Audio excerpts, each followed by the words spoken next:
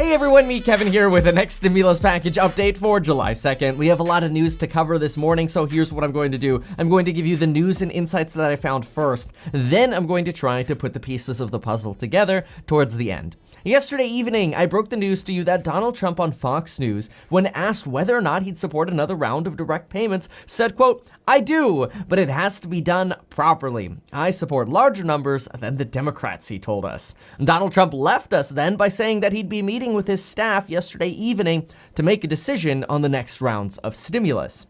This morning, Donald Trump applauded the jobs report that was released this morning. That was the long-awaited jobs report we've been waiting for a month. But the reason we've been waiting for this report is because many of us have been looking for this report to be an indicator on what we could expect for the next rounds of stimulus.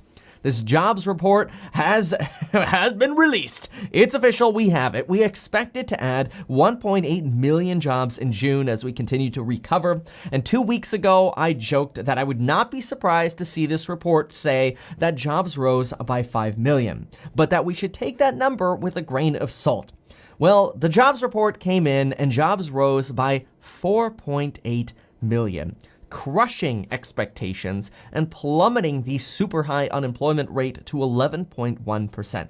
Now, it's still very high, but it's significantly down from the 13.3% we saw in May. However, I always like to say that the devil is in the details, and context is so important.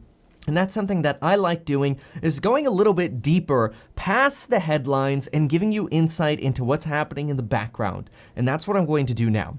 The jobs report states that all of the data on this jobs report was collected during 1 week. That's called Jobs Data Collection Week. Honestly, it sounds like a really boring week in the office or at the home office. It sounds like a terribly boring week for them at the Bureau of Labor Statistics. Anyway, we already expected June to do well. However, I've been talking about this for a few weeks now, that the end of June, particularly that very last week of June, is going to be the week with probably the most potential for issues, thanks to spiking cases of the coronavirus in the South and in the Sun Belt and in California. Well, the jobs data collection week for June wasn't the last week of June. It wasn't the first week of June. In fact, let me show it to you. It's right here. This is what the jobs report looks like. This is the cover page, and I read the report. And if I jump on over to page 5 of the report, look what I find on page 5. In the household survey, individuals are classified as employed, unemployed, or not in the labor force based on their answers to a series of questions about their activities during the survey reference week. And that survey reference week was June 7th through June 13th. Folks, this really exciting data refers to jobs data from a very euphoric time where we had little fears of a second wave. Even today, the stock market opened up dramatically higher. My largest stock holding ever, Tesla, was up almost 10%. I mean, the entire stock market was going crazy this morning, especially when this jobs data was released. Except then we started realizing, oh, wait a minute. We're still having this likely second wave or continuation of the first wave, whatever you want to call it. Cases are spiking, and how much we control the coronavirus over the next few weeks is really going to be the factor that determines the future of stimulus, in my opinion. Not this report. This report references data from June 7th to June 13th. That's old news at this point. Again, we weren't concerned about a spiking then. That's when Florida governor was still saying, "We won." And this isn't to slap the governor of Florida. This is just to say that we have to be realistic, and we got to be looking at the forward-looking data, not this backwards-looking jobs data. Oh, and quick reminder, this video is sponsored by Webull. Get 2 free stocks when you deposit just $100 with the stock trading platform Webull. Enjoy. Now, you can't fault Donald Trump for immediately having a press conference. He reported this as, quote, spectacular news and, quote, record-setting, which he is right. This is both spectacular and record-setting. Unfortunately, we do still have high numbers of unemployment. Trump did go on to say that, well, again, politically motivated here, that if Biden is elected, the stock market will, quote, drop to nothing, and your 401ks will drop to nothing. He did go on then to say that we are working on a phase 4 deal and that he has already started work on that. Now, he did not give us any updates from his meeting yesterday. Remember early in this video, I mentioned that Donald Trump said he was going to go in a meeting and make a decision on the next rounds of stimulus. He didn't give us that update today. However, Treasury Secretary Steve Mnuchin came up right after him and stated that they're still looking at those good old payroll tax cuts. And quote, we're talking about more money being infused, possibly a reference to more stimulus money. He also said that despite this good news, quote, our work is not done yet. It won't be done until every single American who lost their job is back to work. So this is good. It's almost like Steve Mnuchin came out and gave us a little bit of a dose of reality and said, don't worry, even though these numbers are good, we are still working to stimulate the economy and provide more funding to the economy, more stimulus, so that we can continue making sure that every American goes back to work. And part of going back to work means also that it's possible that schools will need support to make sure that schools are properly equipped and funded and safe. Because when kids are safe, parents can go back to work. This is actually very similar to what Mitch McConnell said yesterday. The stimulus bill will be focused on, quote, kids, jobs, and healthcare. Plus, of course, liability protections. That's the one thing we keep hearing from Mitch McConnell. Treasury Secretary Mnuchin then reiterated that his intention is for only legal Americans to receive stimulus. He was bluntly asked whether or not people who are married to undocumented workers but are American citizens themselves, or their children are American citizens, whether or not they should receive stimulus. He ignored that question and just reiterated that the intention is that legal American citizens receive stimulus money and that illegal or undocumented workers do not receive stimulus money. No mention was made during this press conference by Larry Kudlow, Steve Mnuchin, or Donald Trump about anything regarding essential workers. When a reporter asked, shouting, sort of as all of them were leaving the room, what about state and local governments?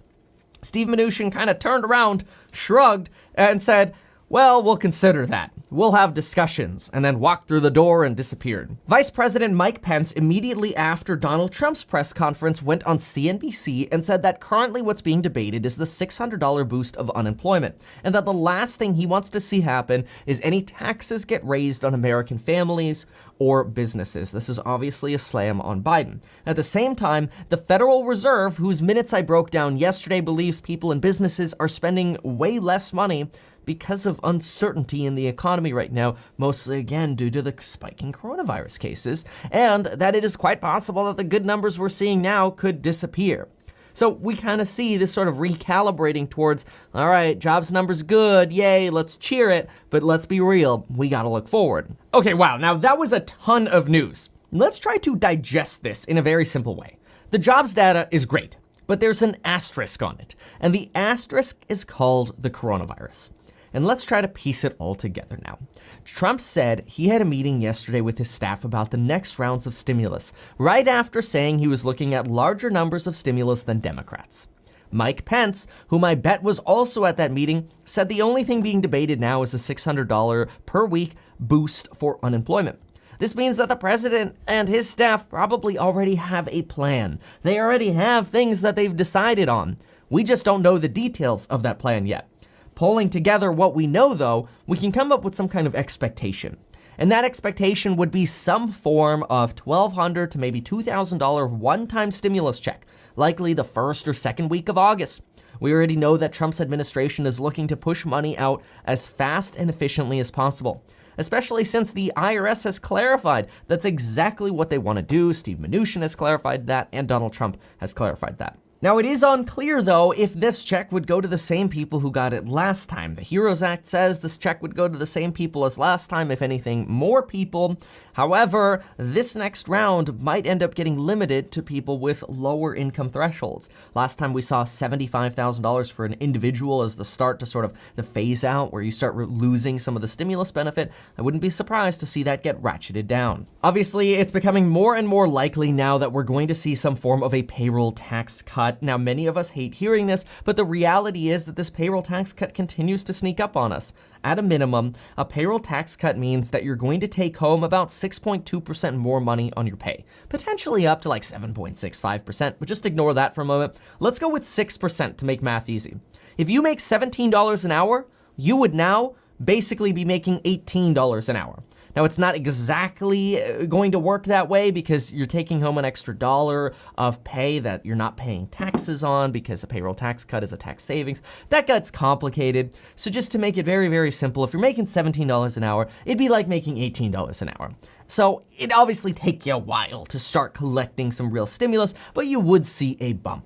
If you make $8 an hour, you take home 50 cents more per hour. And if you make $34 an hour, you take home $2 more per hour. That's approximately a nice little estimation as to what a payroll tax cut would do for us. Again, that doesn't help people who are not working, and with a labor force participation rate of about 63%, that means 37% of Americans do not benefit from a payroll tax cut. Now, obviously, that does include children, but it also includes retirees. Then, of course, back to the same old, we'll probably see that $600 per week boost decline to something like a $400 to $450 boost per week for unemployment pay, plus the ability to maybe take that back to work for a bit. Now, Chuck Schumer introduced a bill that would reduce unemployment insurance pay in line with the unemployment rate falling. I broke that down yesterday, but the problem is, Chuck Schumer's bill doesn't look that great anymore now because the jobless rate is actually falling pretty fast. The Federal Reserve thought the jobless rate would stay solidly above 10% for the rest of this year, and now it looks like we're going to be dropping below 10% pretty dang soon, which, according to Chuck Schumer's bill, would drop benefits pretty dang quickly.